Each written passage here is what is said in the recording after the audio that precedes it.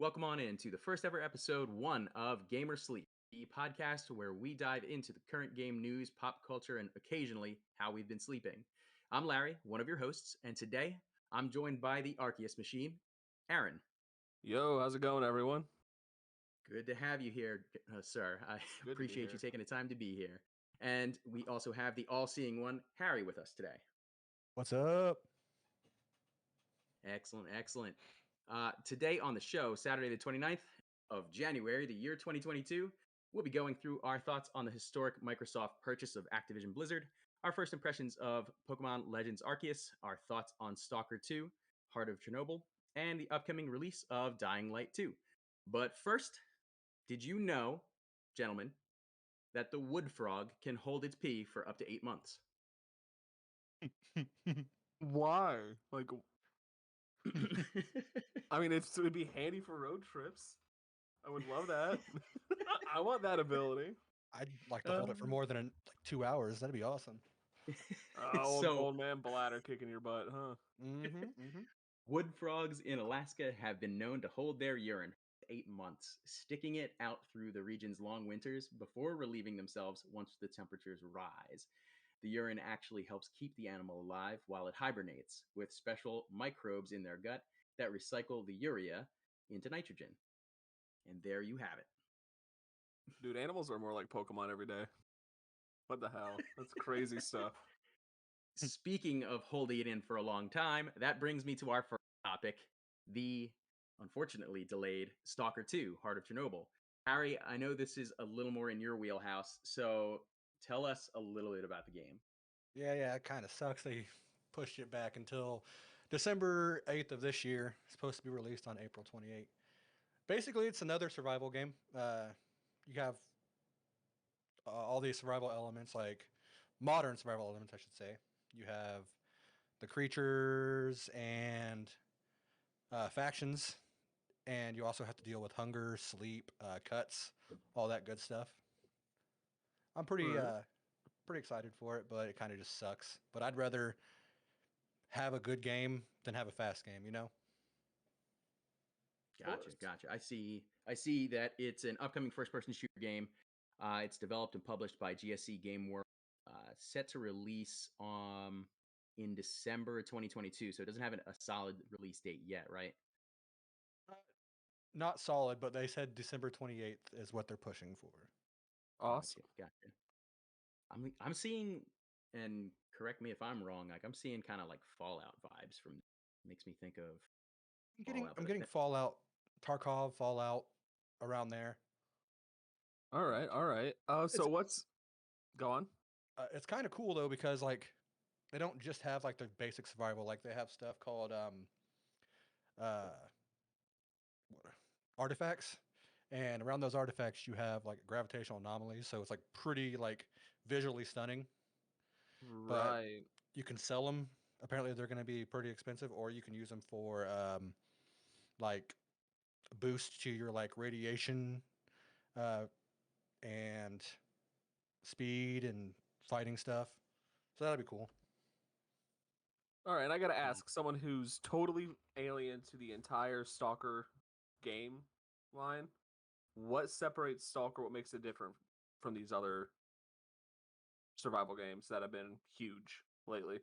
I mean, it's kind of still within the cookie cutter range, but I think they like the way they do stuff is what really separates them. Like it's a big map, which a lot of places have big maps now. It's a 64-kilometer squared map, which is roughly the size of GTA map, but All right.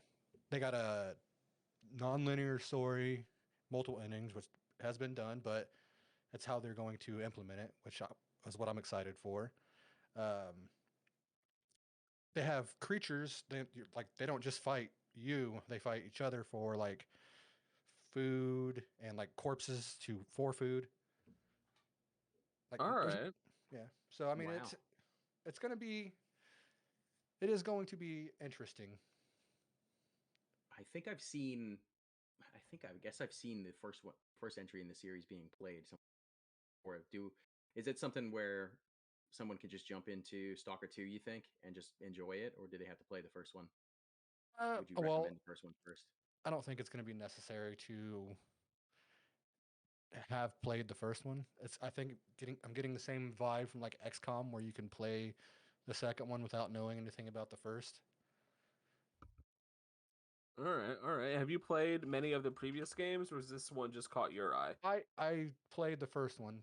That's where I was happy they brought the artifact system back.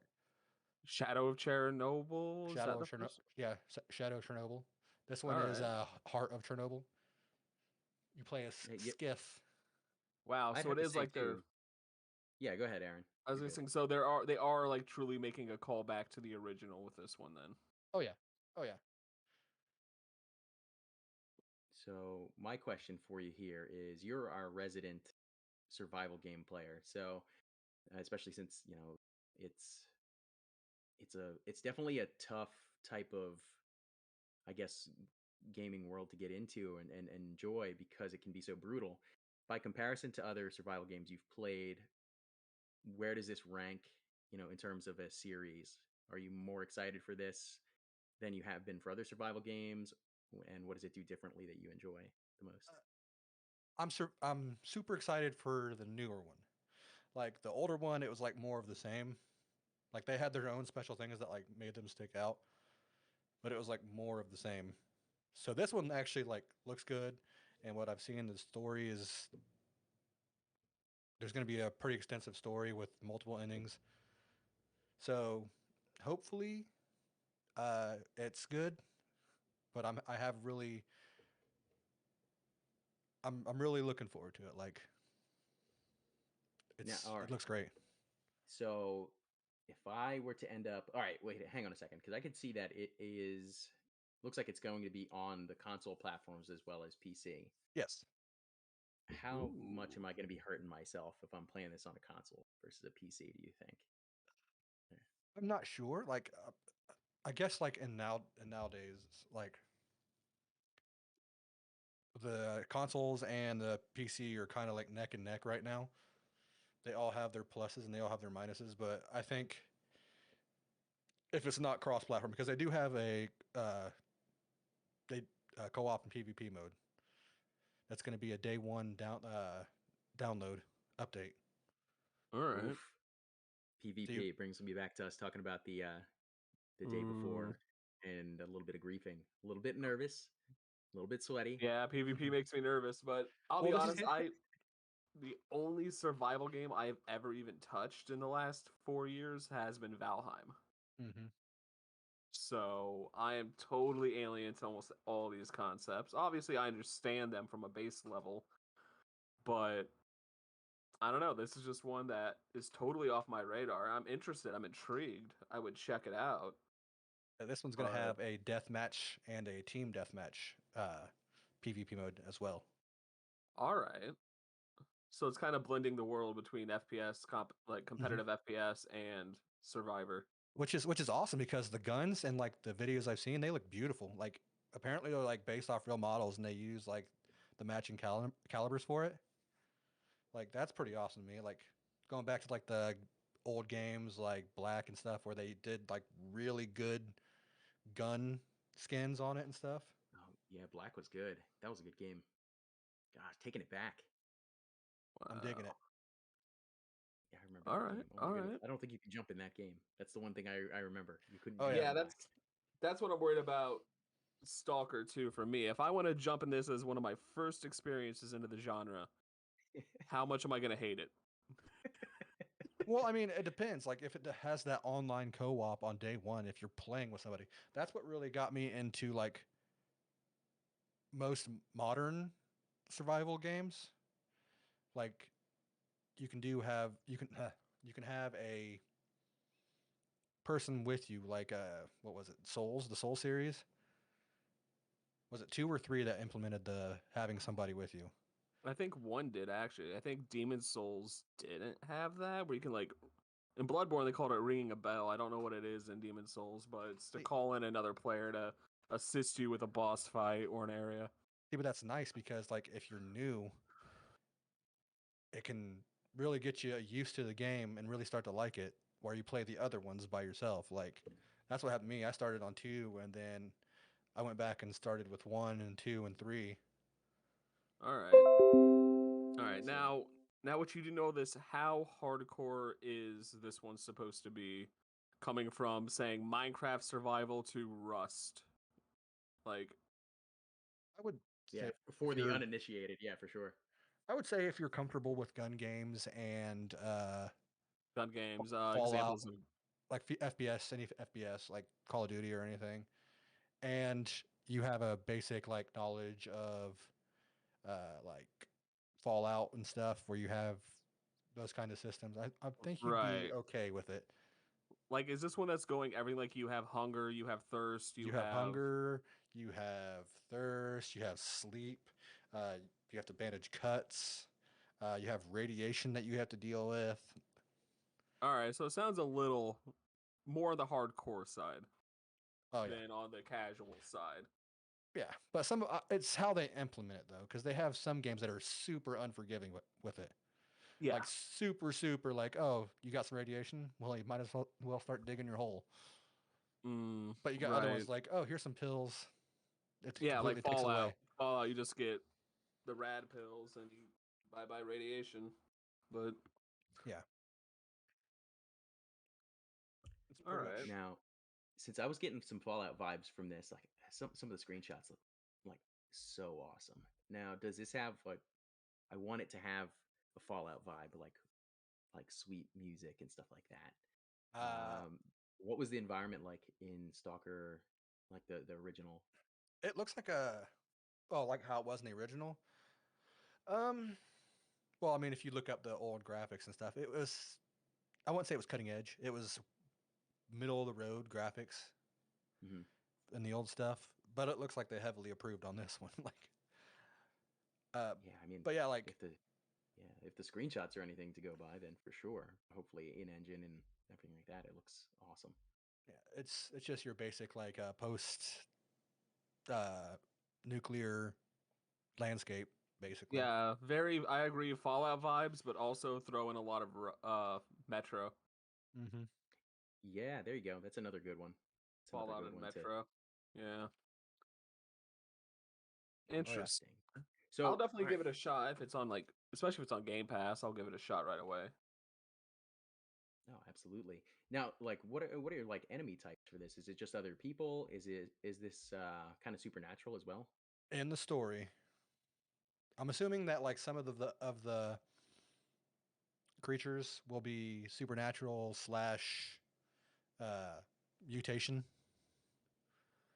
because with the Okay. artifacts, those are like they seem supernatural. You know, like, Yeah. Some of that makes sense considering the setting. but there is going to be an advanced faction system in it, which you can have allies with some factions, and you have straight enemies with some factions. You know, Gotcha. it's like that's why I'm so excited. It looks like they're promising a lot, and I feel like they're gonna like put it out. So you have good vibes from this developer Oh that yeah. they will keep to their Oh yeah. goals. Oh yeah. I feel like it. Like the pushback, that's why I wasn't really upset by it, because when I was looking at it, I was getting really bad vibes that they were pushing it out so fast, like April. And it's just like I don't feel like that's a good time frame. I feel like it should be longer for a better game, because you're gonna get companies that just want to push it out. And Yeah. I I really like that some companies are going away from that. Yeah, it's about time they do. Yeah, but like I 10 out of 10 will be there day one, unless something else pops up and they kind of just like take the money and run. But I don't think they're going to do that because they're not taking pre-orders yet. Most games will, most game companies will be like, okay, this game's coming out in here. Here's the pre-order. We'll take your money, and then Wait, they're not doing pre-orders yet at all? I don't think so. Because I've seen images of like their I collector's edition and they look insane. yeah, I've seen that stuff, like, but I Like, do don't you know want if to it's like been pushed out yet. like, is that an official, like, a physical rut sack that comes with the game? Like a Oh man, full-on survivor backpack? I'm getting Fallout 76 vibes from that. with their I don't canvas know if I bag. can get rooked into that myself. I know. I know. But you wound up with the plastic bag, so you're fine. All Fallout fans.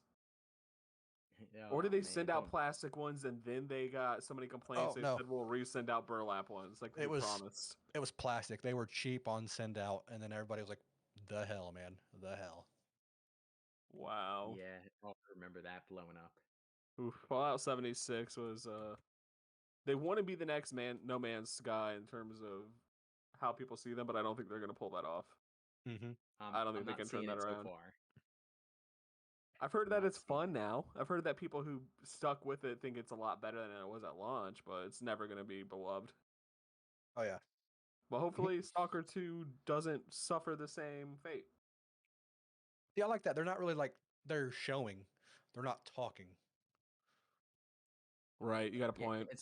sometimes that can be a little worrying too, but considering what you said a little bit earlier while we were just talking about it is the idea behind this pushback, we can be optimistic that they are pushing it back in the hopes that, they're going to put out a better quality Mm-hmm. product at the end of the day. That's And what I'm hoping for.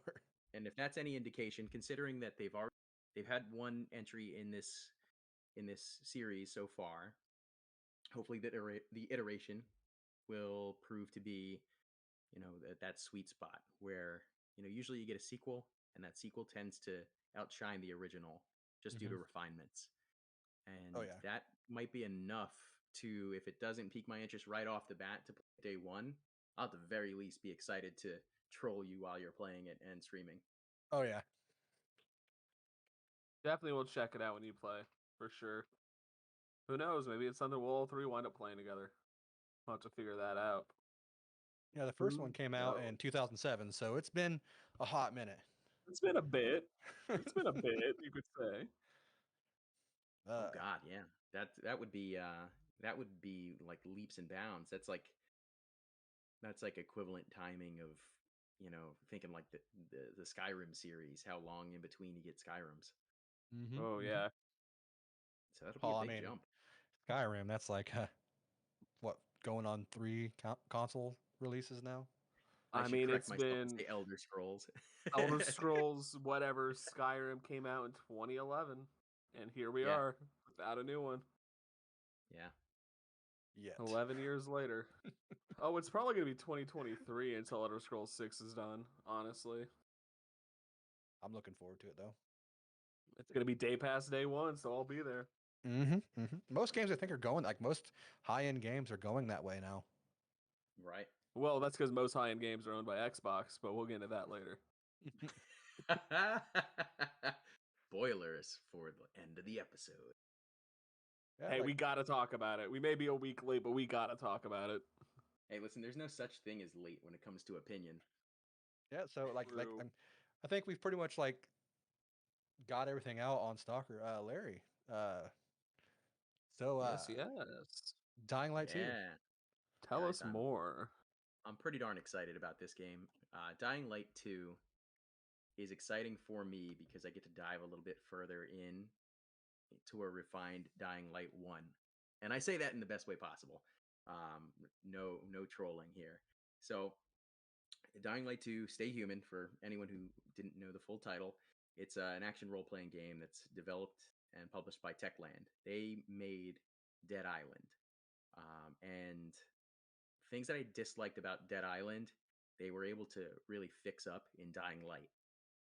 Like feeling a little bit clunky in terms of fighting, things like that. And when you actually hit things, the I guess the enemies just kind of eating the hit, and you don't feel very powerful.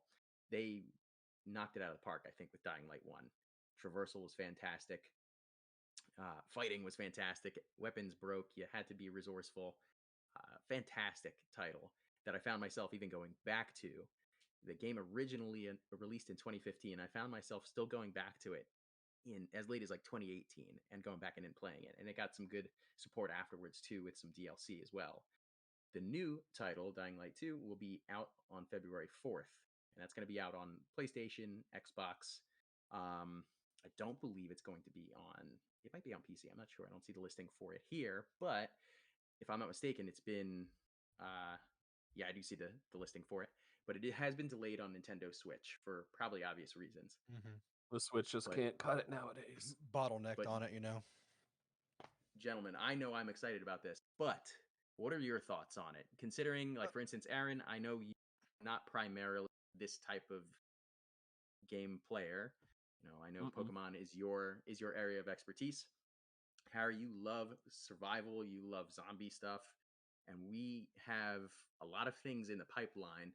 Do you think that something like this ends up, I would say, like quenching that for a little bit of time for you, or is this something you're going to skip? I'll probably end up playing it. Is it returning to Haran? Is that like where we're going back to, or is it going to be a new place altogether? From what I understand, you're not returning to the same place. This is set far in the future from the first title. And their idea, Techland's idea, is to have like modern medieval, modern Dark Ages, I should say. So that's how they've kind of styled the like strongholds. That's how they've styled the weapons and some of the, for lack of a better term, costumes that the characters will have as well. They also implemented things that make, I think, the game a little bit more interesting. I found myself in the first game having a lot of fun running around in the middle of the day, but I wasn't incentivized at all to run around at night. In fact, I avoided it. Were you guys familiar with it? Did you see the gameplay yeah. or anything like that while it was out? I barely saw any of it, but the one thing I do remember is nighttime is a bad time. Like, end of story for that game. Like, it's very difficult. Oh Yes, man, it was not fun. Go ahead, Harry. so like, are they gonna bring all the special infected back then? Like, I won't go too far into that because I don't know all the specifics. There are going to be, special infected, but it's going to be a little bit different.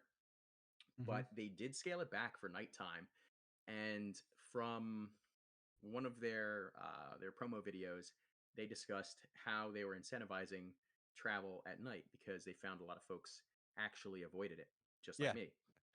that's what They, I was gonna ask you. I was gonna ask you. I was like, do you plan on going out at night in this time in this one? Yeah, I think I will, and I also think I'll just be forced to because I'll be on stream and everybody will call me out. Because I do plan my back stream to be this game, and I'm really excited for it.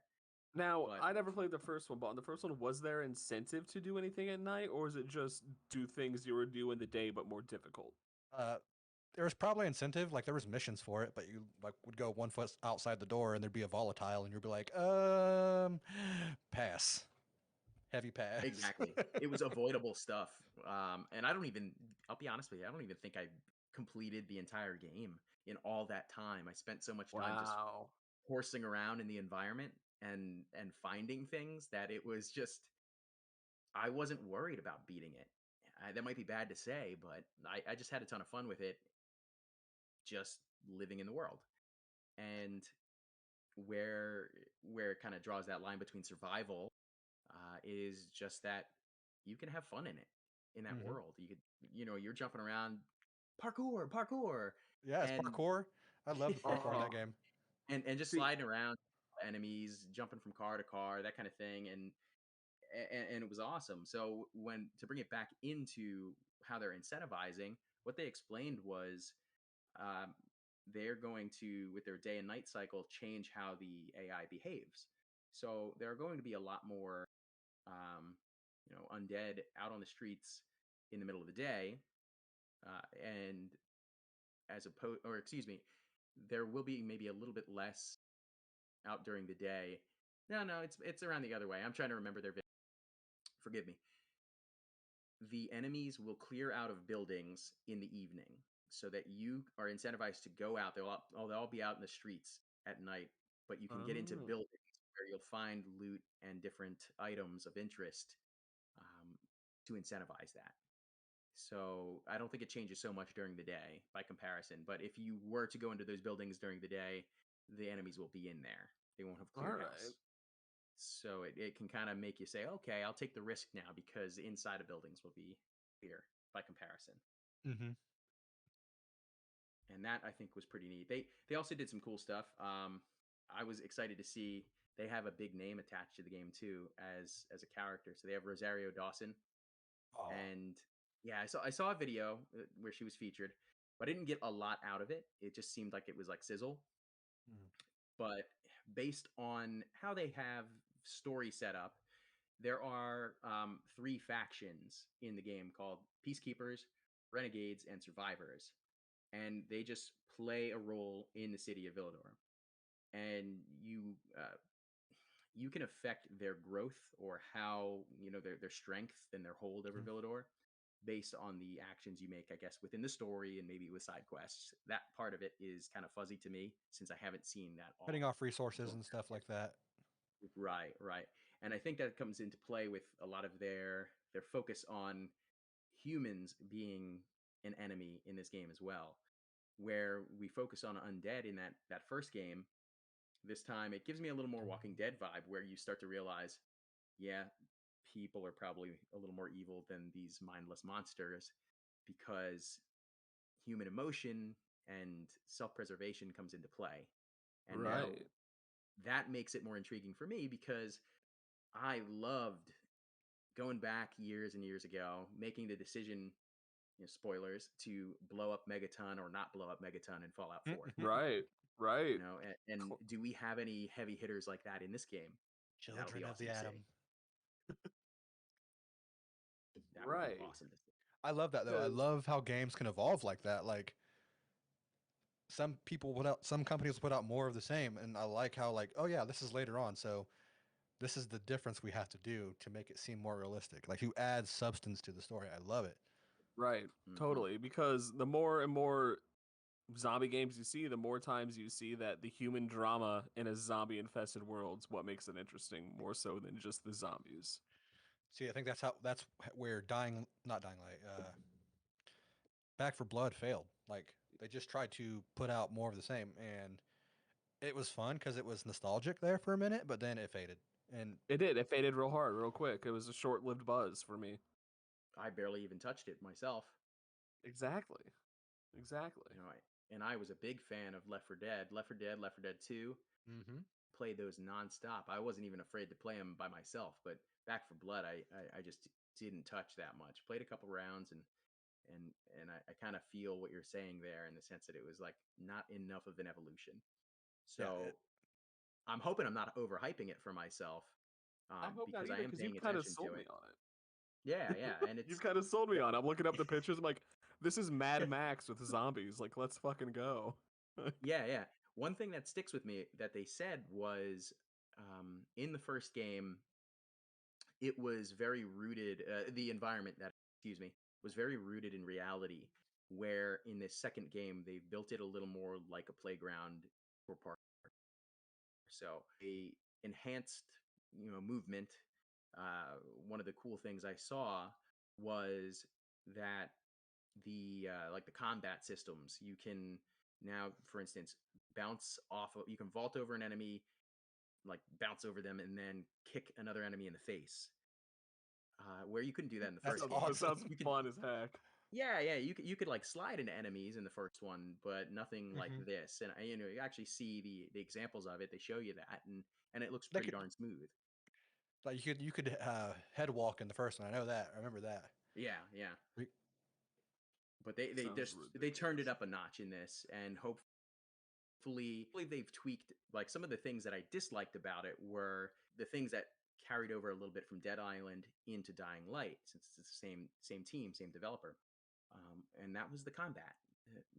The combat felt a little bit like when Blocky. yeah, when I came across like a standard enemy, I felt good.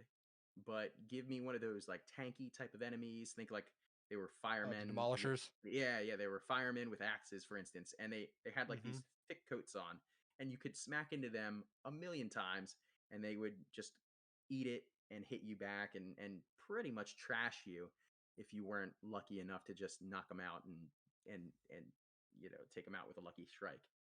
I'm hoping that some of that, maybe that comes back to me because they say get creative with this game, make weapons that can do X, Y, and Z, fight in different ways. So I'll really have to open myself up to try different things that are outside of my comfort zone.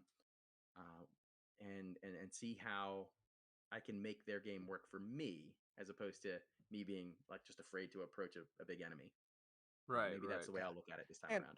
and if they return the form with this one, it will be online co-op again. Oh yeah, I forgot about that. I always played it solo, so I never took Yeah. advantage of that. They did the online co-op, and then like I think after 6 months, they did a zombies versus survivors kind of thing. Was that the DLC, the following? Yeah. You got to play the special infected. And then you got every once in a while you get to play like the super bad guy. Right. Can't remember his name right now. Yeah, I never touched that because The Night again, Hunter. Night Hunter. okay.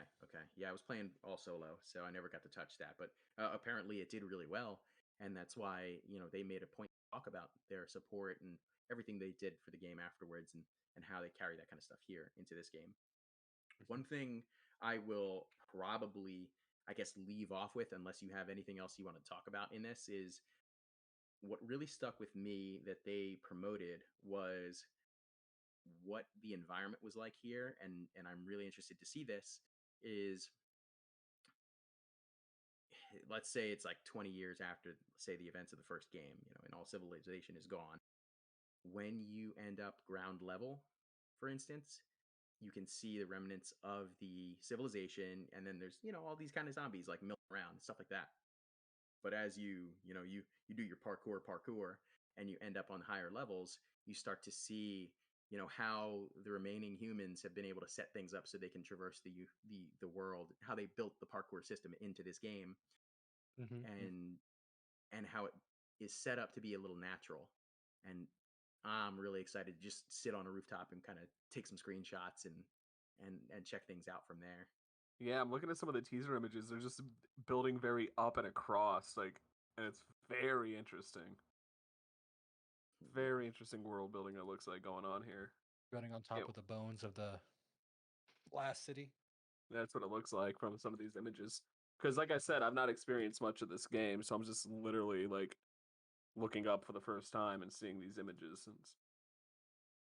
Yeah, I mean, believe it or not, I mean, this is going to be and I don't know where I'm going to have time for it in between Arceus, this, and Elden Ring coming out a little bit later in the month. oof, But yeah, it's beyond that, this is one of the busiest Februarys for gaming. There are a ton of titles. Actually, I made a list and I just misplaced that list, but suffice it to say that there is probably something for everyone here, Oh and yeah.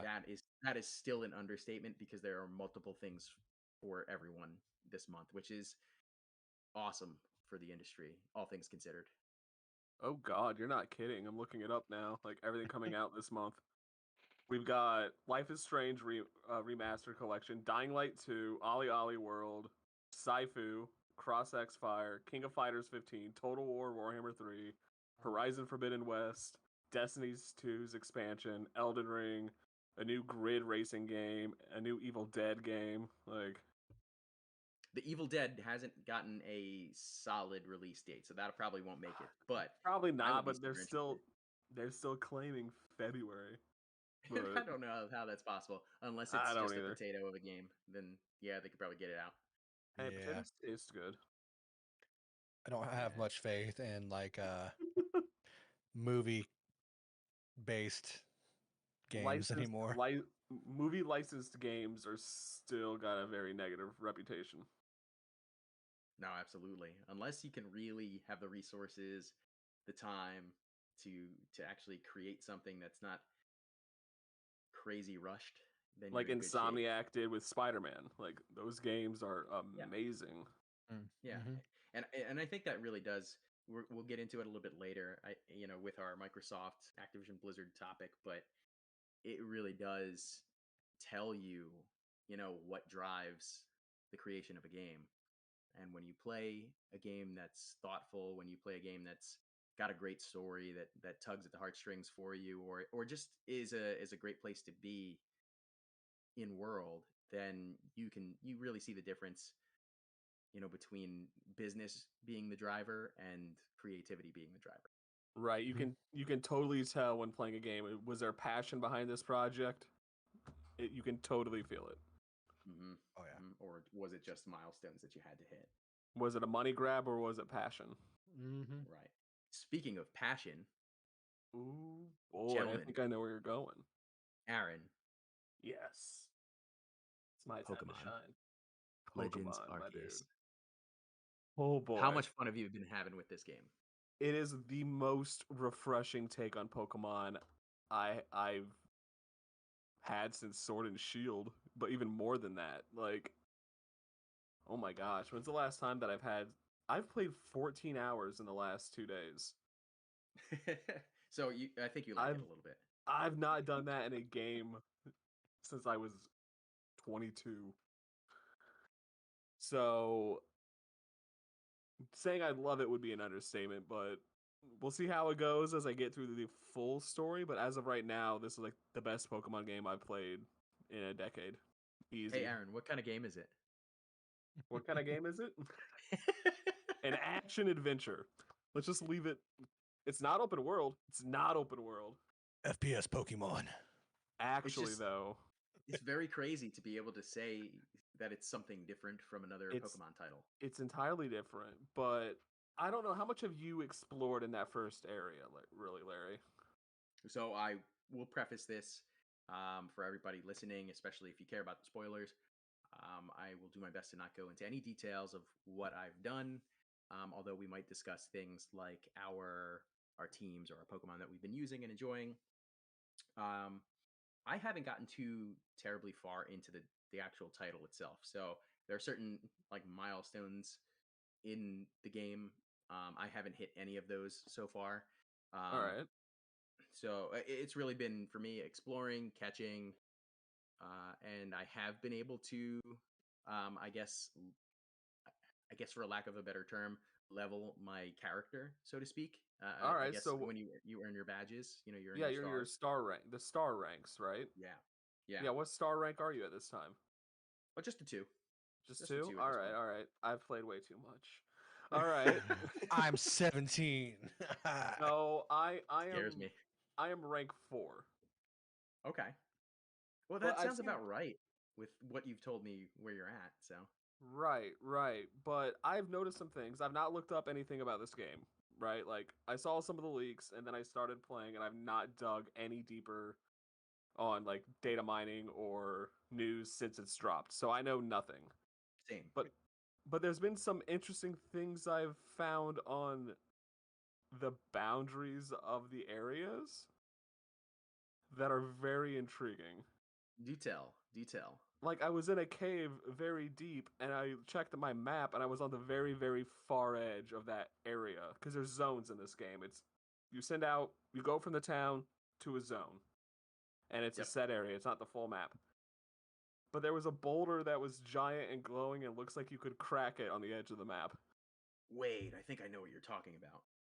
And I've It seen looked- like 3 of them now. It looked like you could break it. It looks suspiciously like a Pokemon to And me. I could see behind it. And there were Ah. Pokemon back there. Oh, wait. I might be thinking. I've seen these several places, but are we about to get a surprise that this entire map is accessible and connected at the end of the game? That would be wonderful. I wonder what kind of surprises they might have to post launch support. I mean, What a did they change? reputable leaker has said DLC is planned. Oh, it's in there. Yeah, it's probably in there. So we'll see. But this game is just a breath of fresh air. Like Nintendo not too good at hiding their secrets. This itself might just be an in-game feature. At the end of the game, you unlock an ability to break these boulders. Have fun. I don't know. It's all shinies behind the boulders. That's another thing. Shiny hunting in this game seems like very well set up. I've not got to do it yet, but it's like for every level up in the Pokedex, you can max out like 10 levels of like knowledge of a Pokemon in the Dex. It sounds like each one of those levels adds a role to that Gotcha. Pokemon. Gotcha. You mean like increasing your chances for one? Yeah. Okay. I was gonna say, yeah, I haven't come across a single one, and I've seen friends and strangers alike posting, "Got another one, got another shiny, got another shiny," Right. and And I'm like, when is my turn? I know. I deserve this. I played for 14 hours, and 12 of those were all in the first area. Not your turn in Yeah. the blockchain yet. Nah, we're not. We're mining NFTs in this game, boys. Oh Jesus no. Christ. Oh my goodness. But no, No.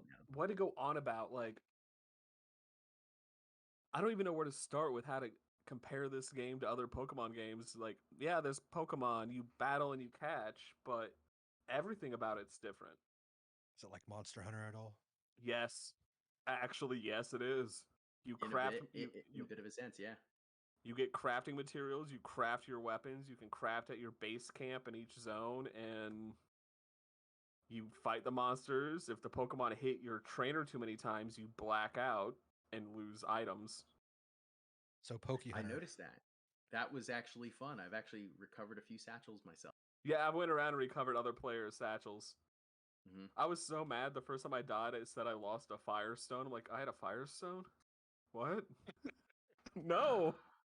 Speaking of like Firestones, so I caught an Eevee without realizing it, and I started like I had to look up like how can I actually evolve this appropriately, because the Eevee's ready to evolve, but I don't want to just random evolve it if I'm able to, because I know, what is it, Pokemon Go? You just random evolve and it turns into one of the original three Right. at random, and so I looked it up, and there were all these different requirements. Obviously, for Pokemon fans, we all know they need this certain stones in order to turn into different types of Pokemon, but so my Eevee in particular ended up learning fairy type move. So I guess I'm just gonna Oh. make this a Sylveon, You right? got a Sylveon out of that, yeah.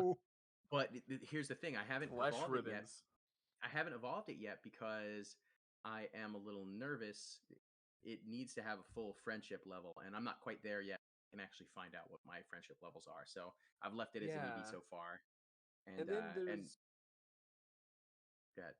I was going to say, there's the weirdest of Pokemon that friendship and happiness are two separate stats. Right. So, I think it was happiness. It needs to have full happiness. I can't remember. yeah, one of the two. One of them makes them go into Espeon and Umbreon, the other makes it go to Sylveon. So, Yeah, so that's what I don't want to touch until I can actually read that. So I just have to keep playing. I unfortunately, I went out and I picked up my copy at midnight and did it the old school way and had a lot of fun, and then fell asleep before I could even choose my my starter. ah, And then worked the following day, which was a nightmare, and it kept me from enjoying the game as much as I wanted to.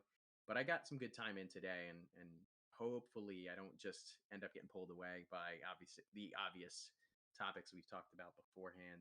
Elden right. Ring, Dying Light 2, and I can see myself really enjoying the title. It's the only thing that's real tricky for my goodness when I accidentally waste Pokeballs throwing them at trees, or just miss Pokemon when I'm throwing it at them. Now imagine that. You can loosely throw now. Like Yeah, that's it's full 3D. You have to throw the Pokeball and hit it. Yeah. Yeah, that's crazy. except for when you're battling. When you're battling, Yeah. you go on. But battling, you can still run around. Run around. If you want to run from the battle, you could straight up turn around and yeet right out of there. Just bolt. Yep. Like, I don't want to fight this right now. I'm gone. That's Mhm. killer. I might have to get it. It's really good, my dude. Yeah. Coming from the perspective of someone who is a lighter Pokemon fan, Harry, and someone who hasn't played the games as much. I know you've bought the recent ones, but you haven't played them hard. I've What do you want to know about this new game? Like, what are your questions? What are I mean, your you guys have pretty much touched on everything. I was gonna ask about like the open world. You said it's like like Monster Hunter where you go to different sectors and stuff like that. yeah? I mean, it's neat. Like There's no loading into battles anymore. It just goes. I've seen There's all the Pokemon are overworld. I've seen it everywhere. Like uh, I've been following like Sneaky and everybody that we follow on Twitch and stuff in our group. I've watched everybody play it, and I'm like, it looks fun. It looks so fun. It really is. It really is. I have to say, if there's something that has really made me enjoy it, has been the quest system. I really enjoy that with Pokemon. So Yeah. some of it feels a little fetchy, but by and large, I felt that it's been better for me than, for instance, when I would put down one of the old games and come back to it later, and I'm like, I don't know where I'm at or what I'm Right. doing.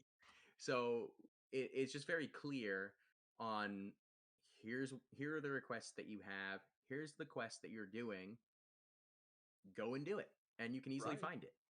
And Right. even if you didn't want to do that, run amok and continue to farm the area for the materials you need to make more Pokeballs, to make more potions, to go catch more Pokemon, and just, you can't crunch them into candies like you can with Pokemon Go, but the equivalent, catch, release, find bigger Pokemon, level them up, that kind of thing. So it's a cool, easy to get into gameplay loop Right. that I don't understand anyone who's upset about this one necessarily, at least yet.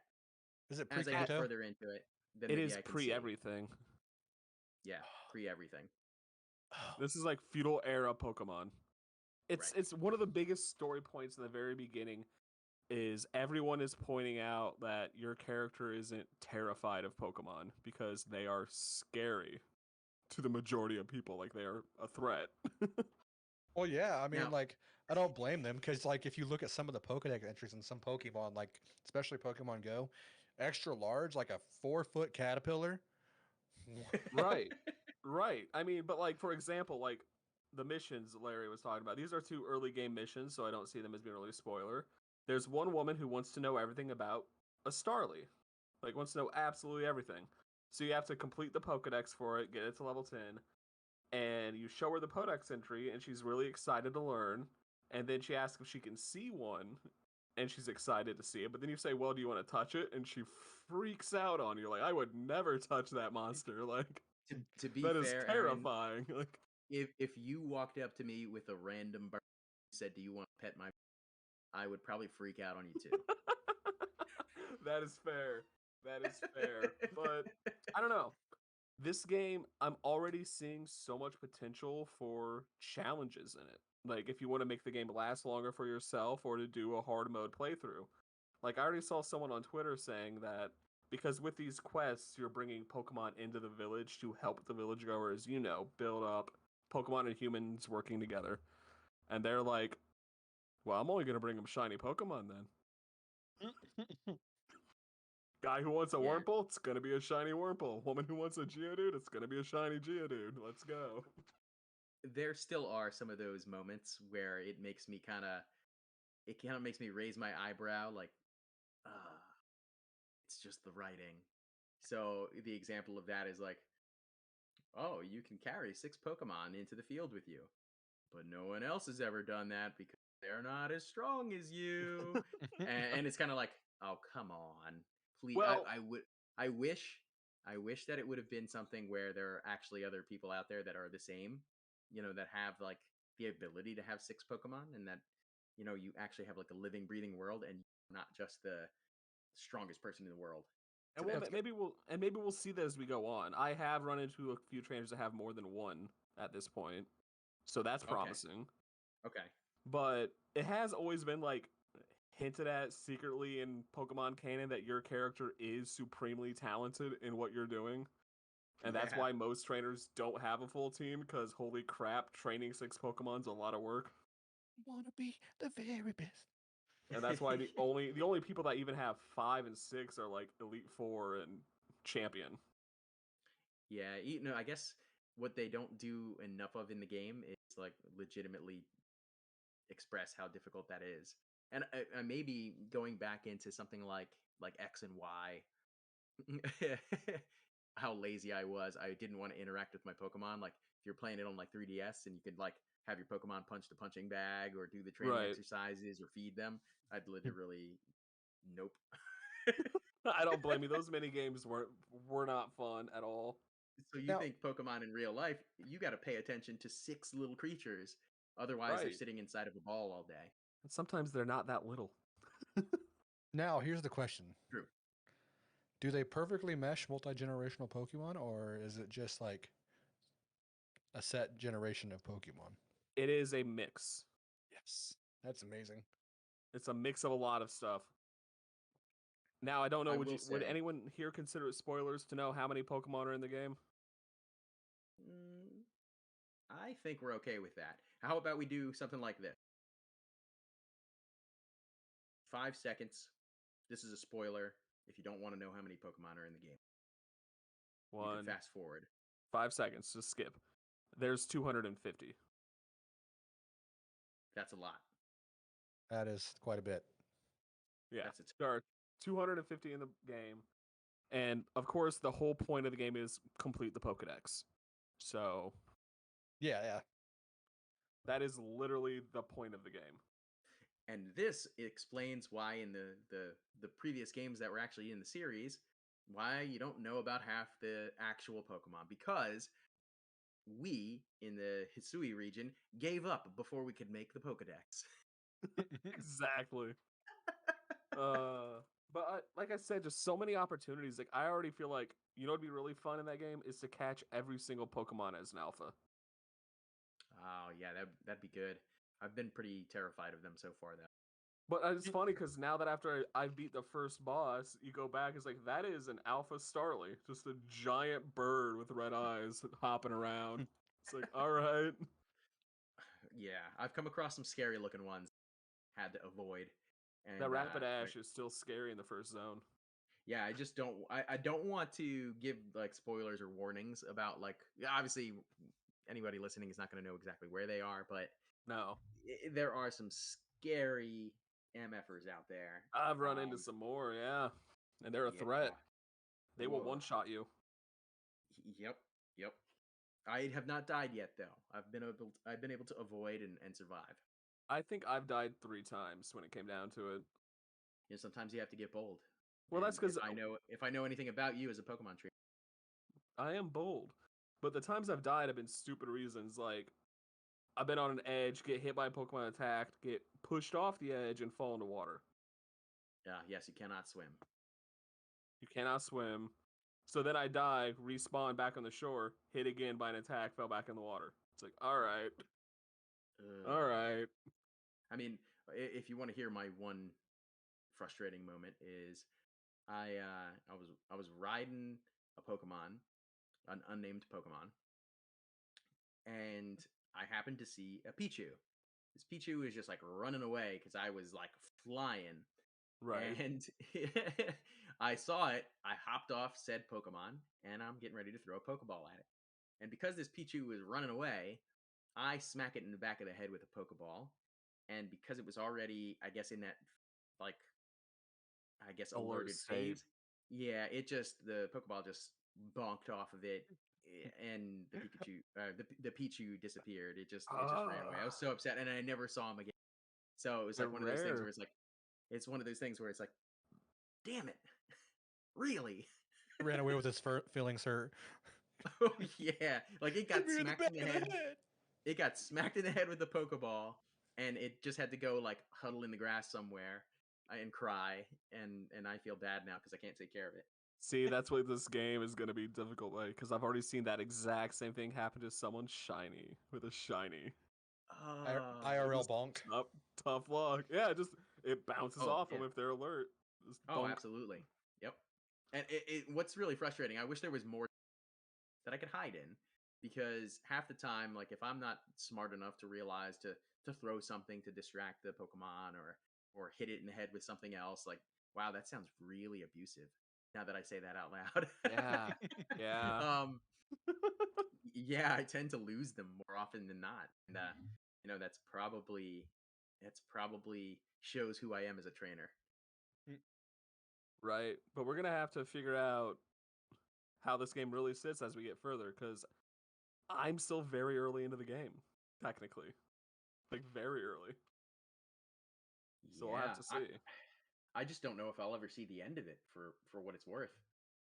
You know, it's like if this game is that long, or if it's that dense that I just get lost in the open world, that tends to be, I don't know about you, Harry, I don't know about you, Aaron, but that tends to be my Achilles heel when it comes to open area, open world, things that you can just do without like it being point A to point B.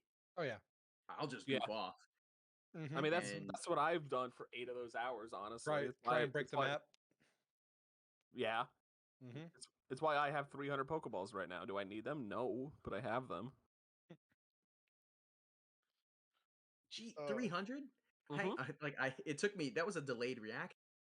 I'm over Yeah. here like, ooh, I've got 25. I'm Yeah, living luxury. I've got 300 Pokeballs, and I have other types of balls as well. So, That's what she said. hey, we're not doing phrasing here. Oh, this is a safe space. I forgot. Phrasing. So But yeah, I unless does anyone have any questions for me being in a further point or wanting to wonder anything, or just Larry, you want to experience yourself? Harry, any questions to sell you on it? I mean, I'm pretty much sold on it. I'm just waiting. I got so I much look at stuff to buy. yeah, I look at this game as the next evolution in Pokemon, and it's going to be a situation. The Pokemon community is super vocal, and it sounds as if it's overwhelmingly positive It for is. this game, which is It really awesome is. because it could have gone the opposite direction. And I'm sure there's still going to be, especially as the game continues to progress and people play through it, things like that. We're gonna hear different things about it that are going to be positive, negative. Do people want more like this? Do people want to revert back to previous types of titles? And I guess the big thing is like, if you are listening to us and thinking, yeah, I want to, maybe I want to try that out, maybe I don't. The big thing you have to ask yourself is, first and foremost, if you like Pokemon, yes, this game will give you Pokemon. It will do what you want it to do. If this is your first Pokemon title that you're going to jump into, it won't feel like, when you go back to the old ones, it won't give you, they won't give you the same experience for sure. And that could either be a good thing or a bad thing. But if you enjoy Pokemon or want to enjoy Pokemon, I think you can find positives in all of it. Right. And that just might be my kumbaya attitude when it comes down to it. I don't like to be negative on games in general, because I like to think about, the people that put hard work behind hours and stuff like that Yeah. into making titles like this, and art and stuff like that. It's one thing if it's egregious, it's really terrible, but in this case, like, wow, you took something that we've been playing since the late 90s and totally flipped it, and that's Made it feel fantastic. fresh. Yeah. Yeah, it's fantastic. And it's Yeah, because such a 180 coming from the Diamond and Pearl remakes in November to this. It's like, holy crap. Now, here's my question right. on that. Do you think that this is a one-off? It will continue with future games like this, or it'll be back to form on the next games? Honest opinion from me is this is going to be a one-off, most likely. However, I think they're going to take a lot from this and put it into the next game. Like, Like, I bet the world's going to be open like this. The controls are going to be like this. The catching's going to be like this. The battling's going to be like this. But we might go back to having gym leaders in Elite Four. yeah. Well, obviously that's going to be there. But what I meant, like the But meta is like, you can't say that because there are no gym leaders in this game. There is no Elite Four in this game. yeah. That is not a thing in Legends at all. But I'm talking there like are, more of like, hey, there are some cool things. Sorry to interrupt you, No, there are some cool Aaron. things, but That they're not gym I think leaders. I'm going to talk with you, I guess, after the show real quick too, because I want your opinion on something. And I'm just going to put a pin in that because I have a couple theories. But go ahead, Harry. I'm sorry. but I was just talking more like gameplay mechanics wise, not like story based wise. I think they'll take a lot from this for Gen 9. And the rumor there is we're getting Gen 9 this fall. Mm. That's the big rumor right now. Wow. Yeah, I And didn't people know are that. like, why else would they put these two games out so quick together? Yeah. And everyone's like, and Pokemon Day falls in mid-February. It's like they could start. This game's out. It's old. Let's start the new, media train for Gen 9 starting in March Mhm. for fall. Why This else would they this release these two games 2 months apart If they didn't have a game in the fall, why would they release this in the middle of winter? Right, right. And you know what's so interesting about something like that too, and to go back to the point of like, how do you see Pokemon games in the future? Is I would anticipate. Let me backpedal a little bit. All the previous games have been dual releases, and they pretty Yes. much say, all right, you get both games, red, blue, and both of those have different legendary Pokemon you can't get in, one game versus the other. So you want to trade or have both versions of the game, for instance. Arceus totally does away with that. Yeah. In my mind, as a business, I see them putting out dual versions. Mm-hmm. Like they can still have their standard titles. They can do something Yeah. like that. Standard titles and then a standalone type of like Arceus like. Yeah, that'd Or be awesome. or they can then flesh it out even further. Think of this as episode 0.5, right? You can think of this like Mm-hmm. the test bed for doing dual versions of this type of game. Nintendo isn't always Nintendo, Game Freak. They're not always the best with the online types of games. But how awesome would it be able to be out in this world, a la Monster Hunter, and doing this together, With right? other trainers. Yeah. Right. I mean, they How did that a excellent would little that be? bit in Sword and Shield with the wild areas. You could run into other trainers. Right. So it's hard to say. I It's hard to say, but that's Just intriguing. I food for hope. thought. Yeah, because I do think we're getting Gen 9 this year. I do think it'll be 2 copies, but the Pokemon Company isn't known for their patterns. You can't really predict what they're gonna do. Not always. Just that as a pattern prior to though. Okay, when the new Pokemon game comes out, you're gonna get 2 different versions. Right, but like they used to do 2 versions and then a final version. You had your red, blue, then yellow, your gold, silver, then crystal. They did Yep. that with all the way up to Diamond and Pearl. Then they went black and white. Nah, black and white 2. Let's go. No Pokemon Gray. Screw you. Not doing that. It's like, all right, I guess we're getting sequels. And then after that, it's like, so X and Y, then we're going to get Z, right? It's like, nope, we're going straight to Ruby and Sapphire remix. All right. And we got Let's Go, and we got a new game, Sword and Shield. All right, we're getting Let's Go too, right? Nah, we're getting this. Yeah. They've been Get what you get, unpredictable. and you'll take it. Yeah, they've purposely thrown it off. Game Freak has notoriously said we'll never do DLC. Well, then we got Crown Tundra and Isle of Armor, and those were awesome. Yeah. Did you want to go over anything in what Pokemon you're using, barring any kind of spoiler type of? I've kept anything my like that? starter with me. I chose Cyndaquil. I'll leave it at that for now. Hey, And I've just same. been rotating my team out, evolving, filling the decks, and constantly changing my team. Yeah, nice. Yeah, I'm Cyndaquil myself, and I think I'll probably end up with Shinx, Luxray, Evolution, Heck probably yeah. throughout the game. Super cool to see him that early. It was pretty awesome to see that as a really. I haven't played the games in forever since Y, and I know that Pokemon at least, and I'm like, all right, cool. Familiar Right. faces. I'm keeping you in my party. But I Heck still haven't yeah. nicknamed anybody. So No, I haven't nicknamed anybody yet either, which is surprising for me. But that's because they don't ask you for it directly. You have to dig into the menus to get to it. yeah. So all right, with that, I think it's safe to say we know that Pokemon is an empire. You know what else is an empire, gentlemen? Oh my gosh. Well, Microsoft.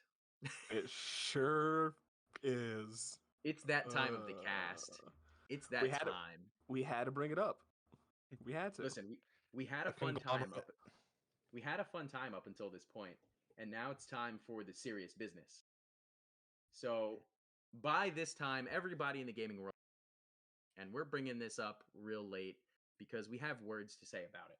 But Microsoft plans to buy Activision Blizzard. And when I say plans to buy, they announced, hey, listen, this is the acquisition that we want.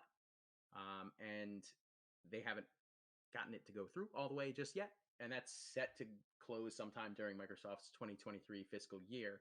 But it's just a tiny little amount of money that they're buying Activision Blizzard for. 68.7 billion. Tiny little amount of money. Yes, you heard that right. $68.7 billion. I don't know where to begin with this because Consolidation is bad. there are two sides to the coin, right? So, Aaron, go ahead. Like consolidation, take it away. Consolidation is bad. It hurts. It hurts in general. Like innovation. Consolidation hurts innovation. It limits innovation and it lessens control. Like I'm still sad to the day, and this is decades old when Activision originally bought Blizzard because that was the start of the death of Blizzard. And now we have another company buying their parent. Yeah. And putting their games all under one roof. So you have to go to them to get these games. There's no other choice. You have to give Microsoft your money now if you like any Activision game or Blizzard game. So it just, I don't know, it doesn't leave a good feeling in my mouth. I understand the positive side of it is, well, maybe Microsoft can go in there and clean house and take care of all of Activision's skeletons, and we all know they have thousands of them. Yeah. That's the point that I like to look at. And again, like that's where I'm kind of glass half full. I've been through my own fair share of mergers, things like that, and how stuff changes. It's kind of like your parents get remarried, and oh no, like yes, that parent's great, that kind of thing. And then there's some weird stuff, like oh no, that's something's not right. But think about it this way. I mean, to harken back to what I just mentioned about always paying attention to the fact that there's people behind all of these games, this entertainment, the art that we like to enjoy ourselves as gamers. I don't know anybody that's out in Activision Blizzard, right? I don't know their situation. I don't know their feelings about the Microsoft acquisition. For what it's worth, the individual person might be like, whatever, like it just doesn't make a difference to me. But rose-colored glasses put on, my thought process is this. Microsoft has learned, and I think that, for instance, let's put in, Mojang, for instance, as an example. They've learned not to mess with things to an extent. That's totally fair, actually. Like they They left have learned, Mojang alone. yes, they have learned that when you can provide something that's good support, it can grow. Oh yeah. Mm. You don't want to buy the cow and strangle it, because then you no longer get milk, right? You got a So point. my whole thought process here is like, yeah, it's not good necessarily to have, and I totally agree with you, because you have to worry about competition in the market. You have to think about, where does PlayStation fit into this now? Do they have to retaliate and buy other things? Then it continues the consolidation snowball. Exactly. That would be terrible. That would be terrible. And Phil Spencer went out and put a statement out and said, like, hey, you know what? He carefully worded it. PlayStation is a very important part of our ecosystem, and we value, our relationship to them. And you could either look at that one of two ways. A, he's being completely genuine, or B, he is kind of being corporate and read between the lines. Take this, right? And I'm gonna say I'm looking at half glass empty and saying it's the latter, because in that statement he follows it up with the classic phrase, "We will continue to honor all contractual obligations." Yeah. So I mean, does that brings it. mean once those contracts are expired, screw you, Call of Duty's Microsoft only? Okay, here's my take on it. Like, Because Sony's contracts with Call of Duty go up until 2025, so we yeah, won't know yeah. until My 2026. my thing is, I believe that this is going to be a good thing for bigger titles, like Call of Duty, like where they can take the time and actually put out a good game. I could agree And, with you there. like, that is what I'm looking forward to, the bigger titles. Some of the small ones might have to trim the fat. Like, that's the way business works. Agreed. Agreed. But I am optimistic. Like I am heavily optimistic, and like I've put some thought into it. Like it sucks that Sony's grasp has shrunk because of this. But also, like if you look at it from perspective where it actually might cause a like golden era of gaming where Sony works with Xbox for certain titles. Like, if they want something so bad, they'd like we can release our titles to them if they release their titles to us. Mm. Like, And I guess yeah. I see your point there. I do, and I guess what leaves a sour taste in my mouth about it still, though, is that I look at a company like Sony, and I am a Sony fanboy, so I will preface that I am biased. But Sony's worked over the last 20 years to build their studios up, to make them what they are, to invest in their own studios and make them make amazing games like God of War and Last of Us and all that. And Microsoft is getting all this clout for opening up their wallet. yeah, it's passion versus investors. That's how it's always going to be. You're always going to have one. You're going to have the underdog poor kid versus the rich kid. That's how it works. Right. I just hate hearing like, oh well, Microsoft has this great exclusive called Elder Scrolls 6. It's made by them. So what? So what? No. Like if you want to play a certain game, then get that console.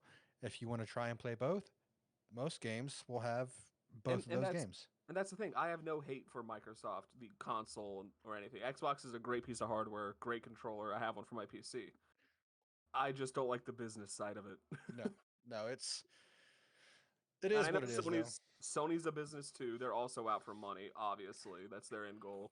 It's an American But company, so it's going to suffer the American like trading system, right, I just don't like seeing, oh well, they worked off for 20 years to make great amazing teams and studios, and Microsoft's like, we'll buy great amazing studios. Well, We don't need to put in the time or effort. It's what DC did with their movies. Like, we want to do an Avengers movie. Quick, let's do a Justice League movie. Well, think about it this way too. I look back to and obviously like I'm coming from a total like my blinders are on. I have no idea what's behind the curtain. But take Bethesda into account. A very successful studio, and they have extremely popular games that, albeit, do have their own criticisms, of course, but a cult following. Fans of their series they make are fantastic. Like really fanatical over them, and myself included. But think about the amount of time that has gone between games for them. Think about the amount of, for instance, money that they put into having their own showcases, for instance. That might be a drop in the bucket, but it's a war of attrition for time, and gaming development has gotten more expensive just based on what I know, of listening and learning. It's gotten more and more expensive over the years, and COVID, coronavirus probably didn't help matters at all. Things Yeah. like that probably are weighing into Microsoft being able to, for lack of a better term, say apply the pressure of, listen, we can support you and you can do everything you already were doing. And then it still helps the industry, for instance, right? So you don't lose companies like Bethesda. Maybe they get a little greedy, but at the same time, like Sony opened their pockets for these other studios, right? Yeah, they invested in them themselves. Right. Yeah. This is the same thing. Granted, Activision Blizzard is a big piece of pie. Much bigger scale. The biggest. However, if we take into account what's been happening at Activision Blizzard, you've got to figure that if your mom and dad were fighting, you would want to, obviously Activision Blizzard is not mom and dad. You've got Microsoft as granddad. But like if you got these two that are having some real bad issues culture wise to the point where you could see them implode, the culture, you see people leaving, you see, injustices happening in the workplace, things like that. Microsoft coming in and saying, listen, we, and maybe, maybe again, this is glasses. I look at it as like, this is something that is like a positive thing for the industry. Like, listen, this needs its place in the industry. And if otherwise it's going to crumble, we're going to come in. We've got the backing. We've got it figured out. We'll clean everything else out. Like, you guys can fix your culture, whatever it might be. If Microsoft's going to be hands off, like, I'm all there for it. If that's going to happen and it becomes better for us, as if I peel it back to me as an individual gamer, fantastic. Yeah. I don't foresee Yeah. that as an issue, because at some point in time, if it becomes valuable enough, it becomes something else and it evolves. I think what it is, like with Sony, you don't see the investors. You don't see what they are, who they are. With the thing with this is Microsoft would be the investor in the other companies. That's what I Yeah. feel like is going on. Yeah, True. I could see that. And I'll try to have a more positive outlook on this deal. I just don't like seeing this drastic amount of consolidation, and Yeah. this has been a pattern with Microsoft now. They've bought a lot of companies in the last 3 years, like more than just Bethesda and Activision. Those are just the big ones. Yeah. Yeah. And just to reiterate my point, I do agree with you in that sense, Aaron, that by and large, I'm a little hesitant to like consolidation like that. But with the amount of layers to this onion, I feel a little bit better, specifically understanding, who's behind the acquisition, for instance. Like with Right.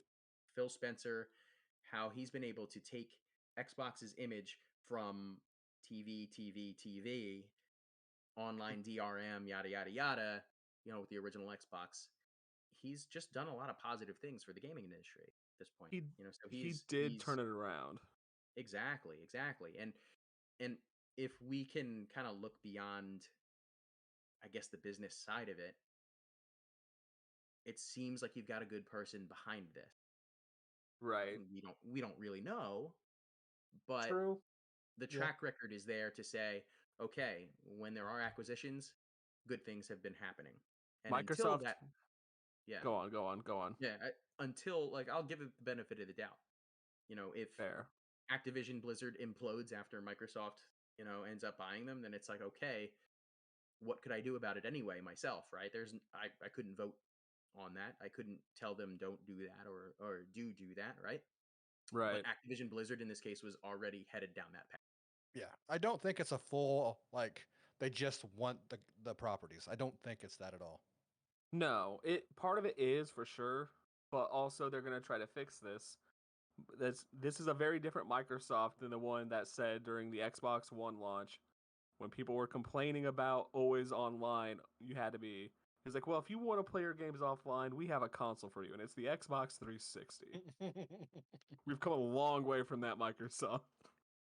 Oh, absolutely. And they got ripped for it. I mean, it was Don Matrick that Rightfully had that. so.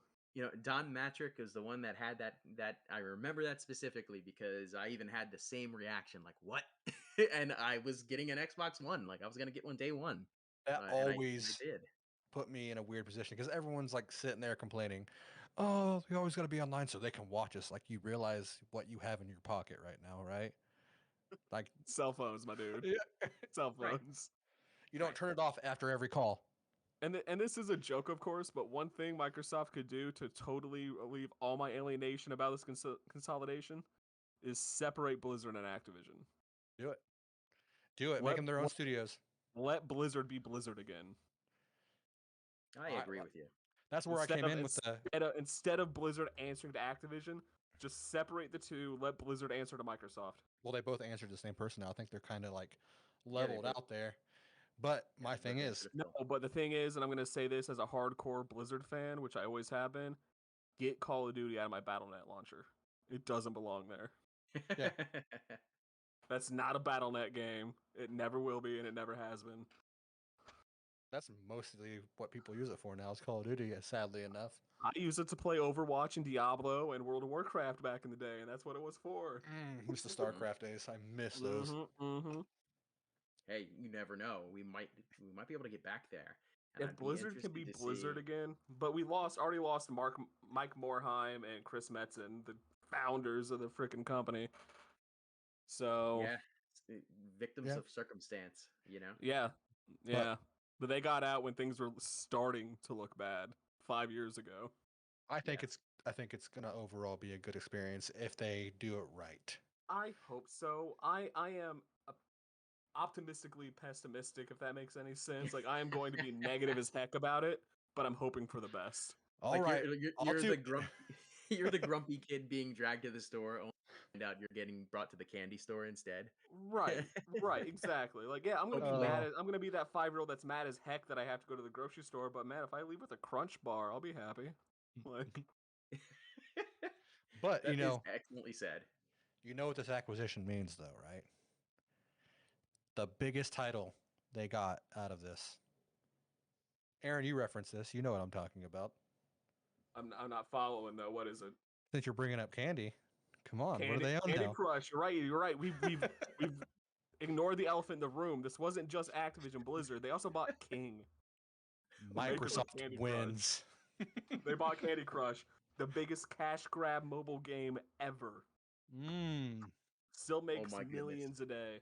Not even kidding. They'll pay off their own freaking purchase within a month. Oh yeah. And they own it now. They own all the Oh, King properties. They own all those moms playing Candy Crush on their laptop and the. Now that's gross to me. That's something like no. Dude, the amount of it'll- moms that play Crush. Candy Crush, though, it's not even a joke. It'll make sense No. now on the stream page with all the games playing. The mobile games will make sense now. Right? Oh my gosh. It's a Microsoft property. You got a problem with it? They already auto-load Candy Crush onto new Windows computers. Jesus Christ. Yeah, well, you know what? The big draw here is, and you know it. You already know what it is. It's Game Pass.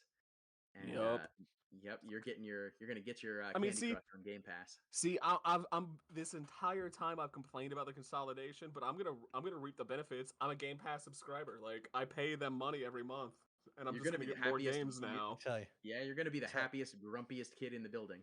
Tell you right Hell now. yeah. 2023. It's gonna be juicy. my And with God. that, I think I yeah. can say thank you all for joining us on today's episode. If you hung with us this long, we do hope you really like what you heard. And if you did, hit that bell, subscribe to the podcast, leave us a review. Yeah. You can check us out on your favorite podcast app of choice. And if you want to be part of the show, absolutely connect with us on our social medias across all of the interwebs. Harry, go ahead, remind the nice folks listening where we can find you and what you have coming up in life. I'm a streamer, twitch.tv/Harry3Eyes. You can also follow me on my Instagram and my Twitter at Harry3Eyes. And this upcoming Tuesday, I will be returning to Jedi Fallen Order. It's a super fun game about Cal who goes through and is trying to restore the order. You know, it's a super fun time. Oh yeah, that was a great stream that you had. That was really fun catching that. So, but let's see, Aaron, remind everybody else where we can find you and what you got going.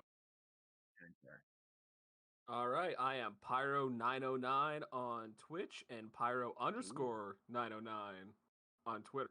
Just look for the blue ghost. You'll find me. I'm there. And lately, I've shockingly been playing Pokemon on stream, and will continue to do so. I can't imagine. No. Although I'm so relieved that I can finally stop playing that biggest 5 of a game I've ever played of the Diamond and Pearl remakes. Yeah. And Larry, where can we find you at, bud? Yes. Once again, I'm Larry. You can find me on my Twitter, Instagram, and Twitch at Larry Underpants. I recently started up a hover page. That's at Larry Pants. LarryUnderpants.ttv. My comeback stream. I will likely be enjoying Dying Light 2. Somewhere around its release date. Date yet to be determined, but I'll be posting that to the social medias. I appreciate any and all support. And on behalf of Gamer Sleep, Harry, Aaron, and myself, we bid you good day. We will catch you on the next one, folks. Thank you. See ya. See ya. There's your music for the day.